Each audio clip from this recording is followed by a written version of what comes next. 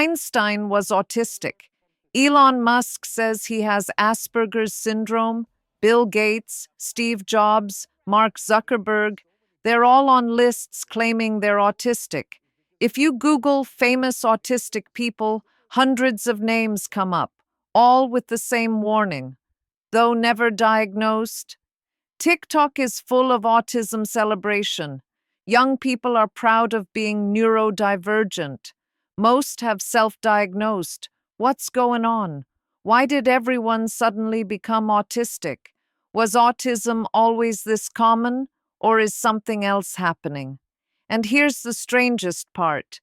In 2000, 1 in 150 children was diagnosed with autism, while in 2020 it was 1 in 36 children, a five-fold increase in 20 years.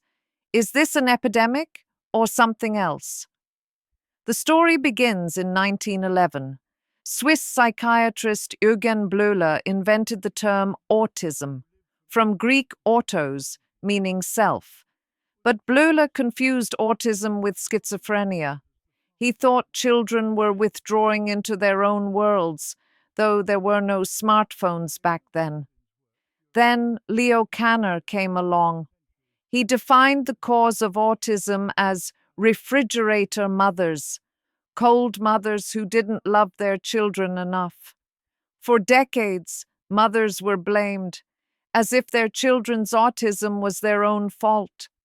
Until 1988, most people didn't know about autism. The world met autism through Dustin Hoffman's Rain Man film.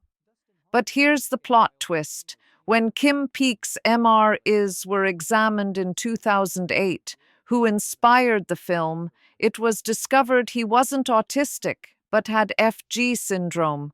So even the person the film was based on wasn't autistic. In 1943, Hans Asperger described what he called high-functioning autism.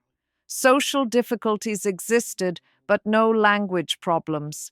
70 years later, psychologists decided there's no clear distinction between Asperger's syndrome and autism.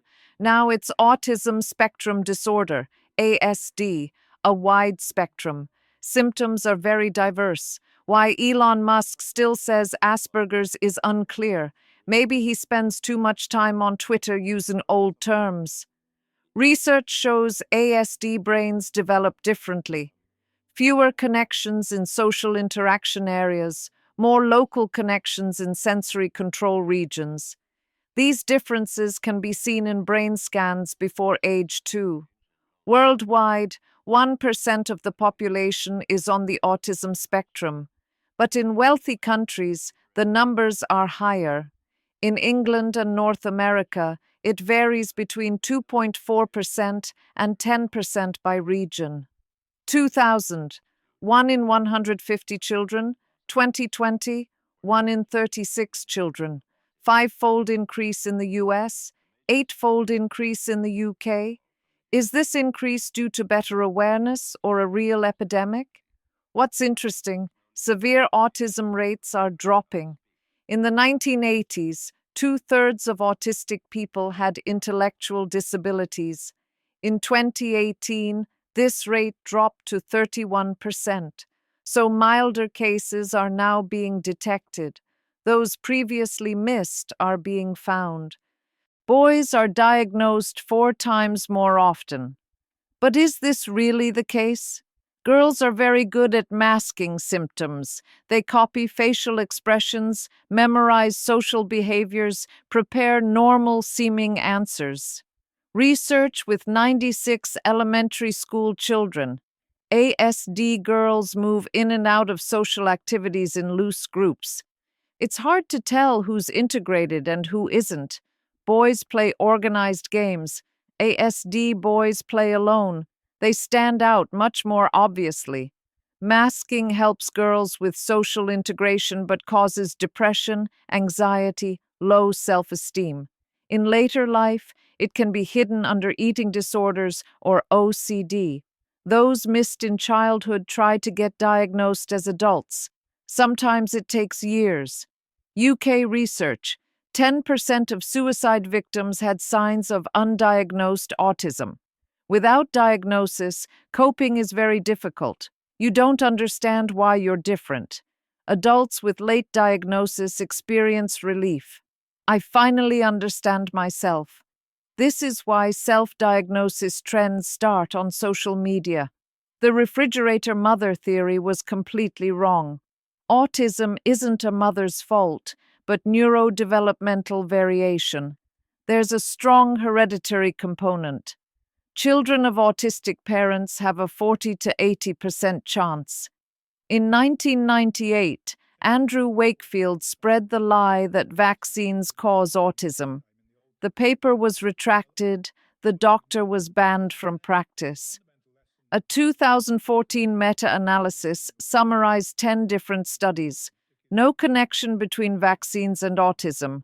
Real risk factors. Father's age, 21% increase per 10 years. Mother's age, 18% increase. Maternal obesity, diabetes. Things that don't cause autism, vaccines, cesarean section, IVF, plastic packaging, bacterial infections, watching YouTube. In the 1990s, Australian sociologist Judy Singer coined the term neurodiversity, inspired by biodiversity. She saw this as a social justice movement like women's and gay rights. They prefer the term neurodivergent instead of mental disorder. Being atypical is not equal to being wrong. In 2013, some advocates autism and ADHD are the result of normal natural variation in the human genome. In 2019, the real problem is society's dominant ableist culture defining what's normal. Internalized ableism? Neurodivergent people might blame themselves, but the problem is societal barriers and discrimination. Autism Speaks charity started the MSSNG project with Google, aiming to identify genetic variants of autism. Some Twitter activists attacked the project as eugenics, accusing it of genetic cleansing like Nazi doctrine.